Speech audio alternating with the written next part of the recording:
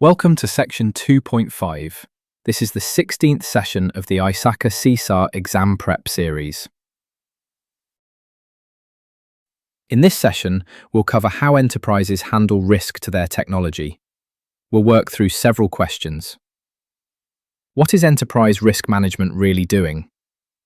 What is the difference between appetite and tolerance? What choices do you have when you face a risk? How does the risk life cycle flow? And how do you actually measure risk? Why does this matter beyond the exam? Because risk decisions shape where the money and the controls go. Picture a streaming startup weighing a bold new feature. Move too fast and a breach could sink them. Move too slow and a rival beats them to market. Good risk management finds the line between those two. And judging that process is squarely your job. So what is enterprise risk management really doing? At its core, it protects the information resources behind your goals.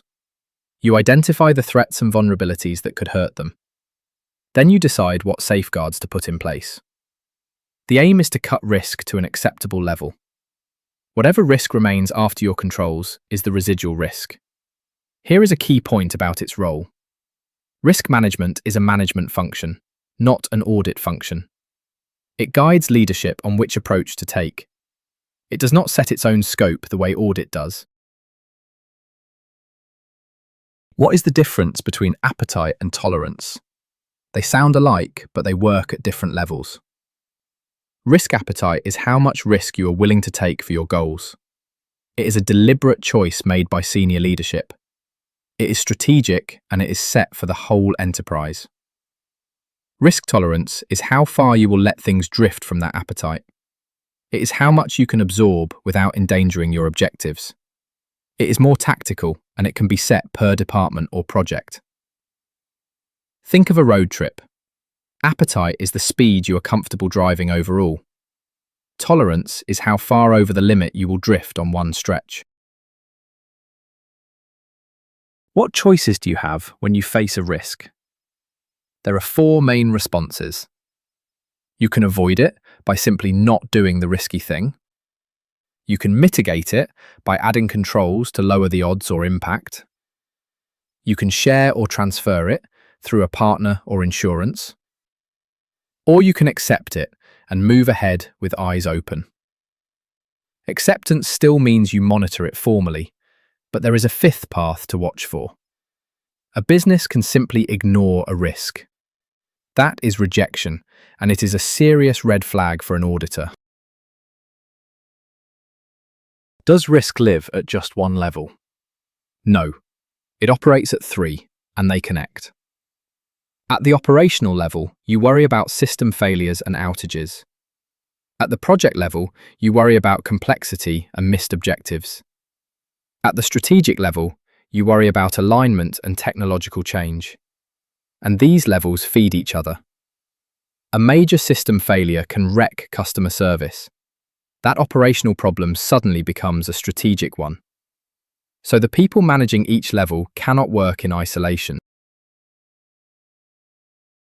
How do you start a risk management program? 2 early steps set the foundation. First, establish the program's purpose tied to the overall strategy. That lets you define the indicators that show whether it works. Senior management and the board set the tone here. Second, assign responsibility to a person or a team, but the whole organisation has to take part. Staff and board members help spot risk and shape the response. So how does the risk life cycle flow? It runs as a repeatable loop in 4 steps.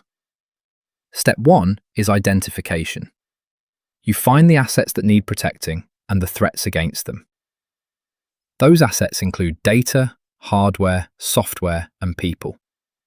A threat is anything that could harm a resource. Step 2 is assessment. You judge the threats, the vulnerabilities, and how likely they are. A vulnerability is a weakness a threat can exploit. When a threat hits a weakness, the result is an impact.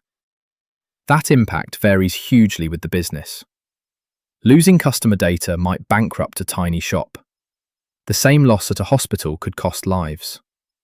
To rank risk, you combine probability with magnitude of impact. Sometimes you add velocity, the speed the damage spreads. What happens in the second half of the loop? Step 3 is response and mitigation. You evaluate existing controls or design new ones. The best controls prevent problems, run automatically, and are proven.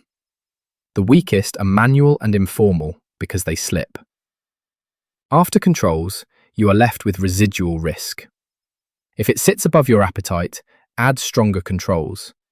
If it sits well below, you may be over-controlling and wasting money. Choose controls through a cost-benefit check. Step 4 is monitoring and reporting. You track performance and watch for changes that trigger a reassessment. Because risk is dynamic, this has to be ongoing, never a one-time event.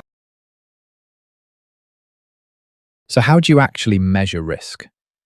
There are 3 common methods. Qualitative analysis uses words like high, medium, and low. It is simple and fast, but it lacks rigor. Semi-quantitative analysis puts numbers on those words. High becomes a 5, medium a 3, low a 1. It reduces some of the subjectivity. Quantitative analysis uses real numeric values, often money. It draws on history, testing, and statistics for measurable results. The hard part there is valuing the information asset itself. Different people will price the same data differently. So let's bring it together. Risk management protects your resources and trims risk to an acceptable level. Appetite is your strategic comfort, and tolerance is the tactical wiggle room. You can avoid, mitigate, share, or accept a risk, but never just ignore it. The life cycle runs from identify, to assess, to respond, to monitor. And you measure with qualitative, semi-quantitative, or quantitative methods. Hold this thread, and risk stops feeling like guesswork. The MCQs covering all the topics and concepts from this session are available on RooCloud.com. Practice the chapter-specific MCQs before moving on to the next session. Thanks for watching. If you have any questions or feedback, post a comment below or email us. I will see you in the next session.